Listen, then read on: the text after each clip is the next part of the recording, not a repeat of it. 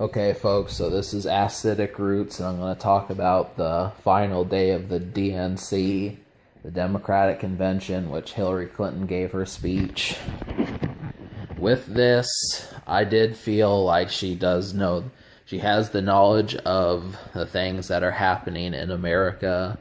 And the important thing about this is, as long as you know what's getting ready to happen, it makes it that much easier to solve it. I'm not saying that there won't be speed bumps, but as long as, the thing about it is I'm not kind of aware of what happened during Obama's tenure. So, fighting for something, however long it takes Congress to pass some of the laws that she tries to implement, that is kind of where it stands.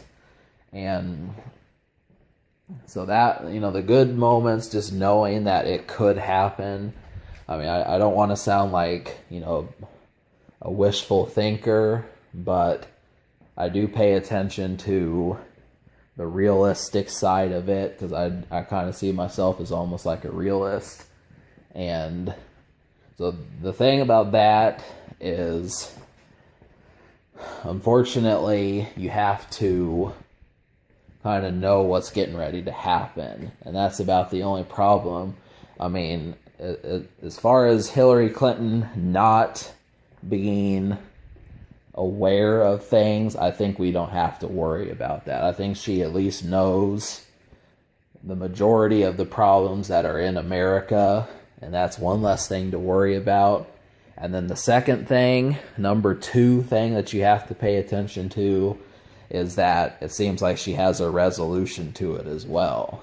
So, as long, keeping, people say that she keeps a cool head, and, the thing about that is, really, we have to look at the cards on the table that are left behind, and that is, well, what are the still reasons why people are saying maybe this isn't a good idea? Because when you listen to someone talk and they touch upon the things that you were saying just 5 minutes ago, this is the reason why I don't like her, and then she answers your issue. It just wasn't apparent to me how much in trouble America was. And really, wherever it started, wherever it kind of got worse, if we were up here and then we went down, and then, we're still down here, but we're getting up here.